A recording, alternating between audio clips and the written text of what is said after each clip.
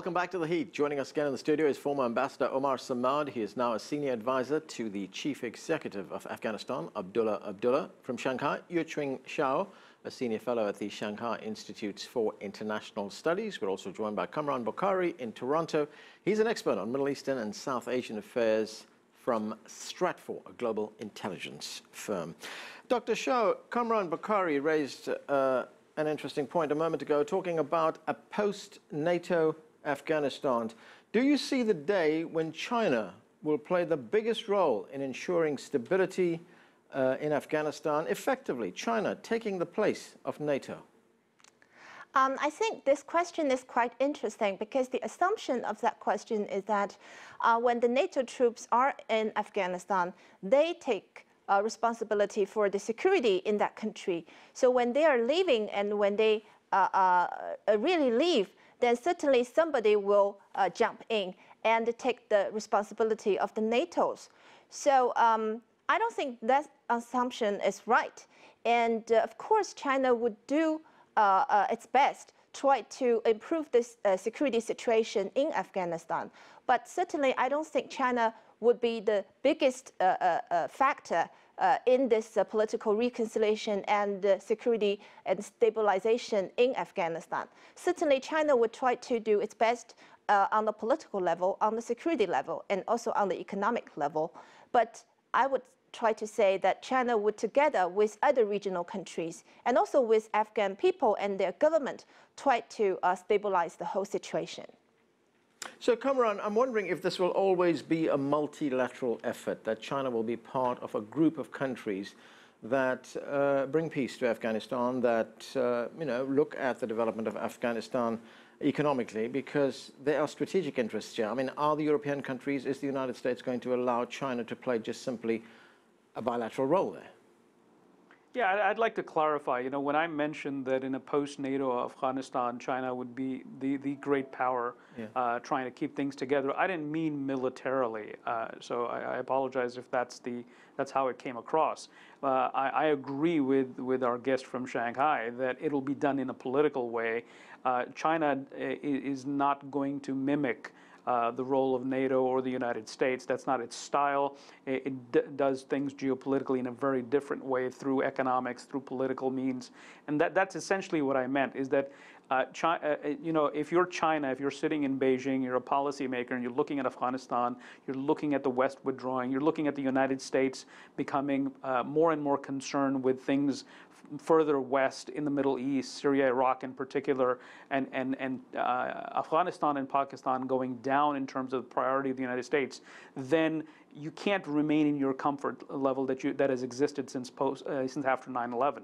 So you have to play a bigger role. Now, that bigger role is not necessarily militarily. And to answer your question, I'd say yes, it'll have to be multilateral. It'll have to be bilateral at the same time. It's going to be a complex arrangement because there are a number of competing interests. I mean, just in Afghanistan, we still don't have a system, a political system or a political dispensation that's going to run smoothly. A lot of people who are stakeholders in Afghanistan, particularly the Chinese, are looking at it and saying, this arrangement between Chief Executive Mr. Abdullah and President Ashraf Ghani, how long will it continue? And of course, what will happen down the road, say 2, 3, 4, 5 years down the road. So those are the things that I think that China will also take into consideration, and I think that's what our guest from Shanghai was saying, that they'll have to deal with the Afghan government and the people. Ambassador, how does the Afghan government deal with China? Are they speaking with one voice? Yes, very much so. I mean, we have what we call a national unity government made up of former two competitive forces that fought in the elections last year, but today they're working together. So there's no doubt about that.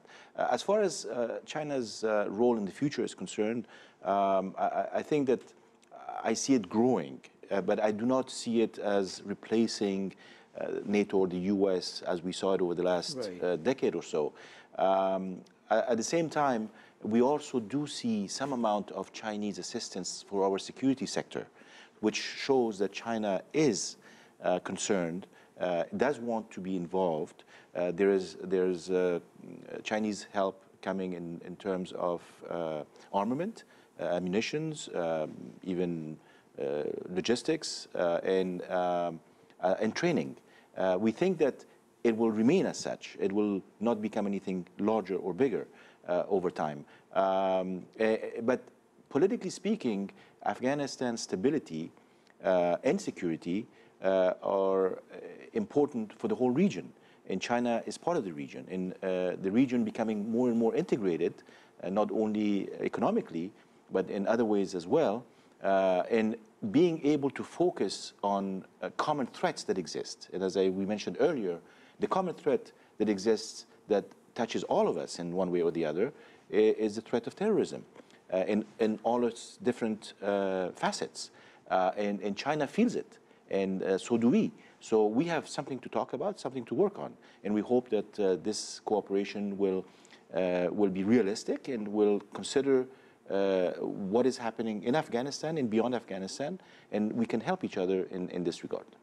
Dr. Shah, how do you see this unfolding from the Chinese side when it comes to, the concerns, security concerns that China has? Does China act in its own interest, in its own narrow interest, if I could put it that way, or does it look at the big picture here and look at stability across an entire region? I think from the Chinese perspective, of course, the security situation in Afghanistan is very important. It's critical for China. But at the same time, because its security situation is directly related to Central Asia and South Asia. And since we are implementing our One Belt, One Road strategy, so the Silk Road just goes through Central Asia and South Asia to the outside world. So the security situation in these two parts are also very important for China. From this sense, I think China would try to do more to contribute to the stabilization of the security situation in Afghanistan.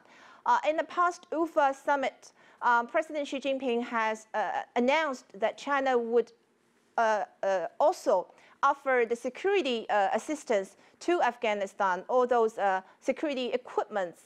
I think this is a new thing because in the past China had done a lot, tried to assist Afghanistan economically.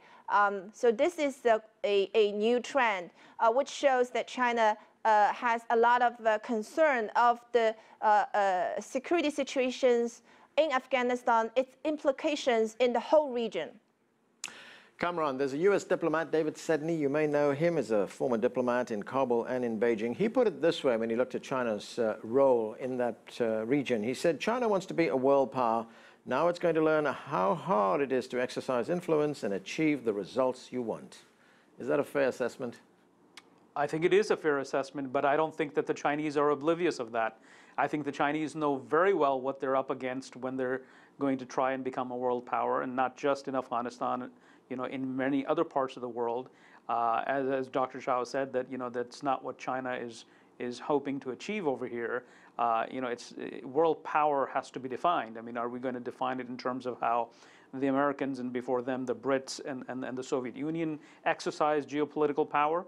I think not. I think that the Chinese are going to do it in a very different way through a mix of political and economic means, and some would say even soft power means. So I think that the China may not become a world power in the classic sense of the definition anytime soon, but it is a great power. It is a major regional power with a stake in what happens in Afghanistan, and that's why we're seeing this involvement even in the process of negotiating with the Taliban. Ambassador, what are the major challenges ahead? I think the major challenge, in the immediate one, is what role will China be able to play in the peace process? And to what extent can they work with other regional and international powers? Russia, India, Iran, as was mentioned, the United States, of course, and Western powers, in trying to bring the kind of stability that is required in this very volatile region of the world. We may have the Middle East as one theater of instability, but Central and South Asia still remain a pivotal part of world insecurity. And I think that China, if you compare China 10 years ago to China today, it has stepped up and it is doing and playing a role, and we hope that it will play it in a very responsible manner.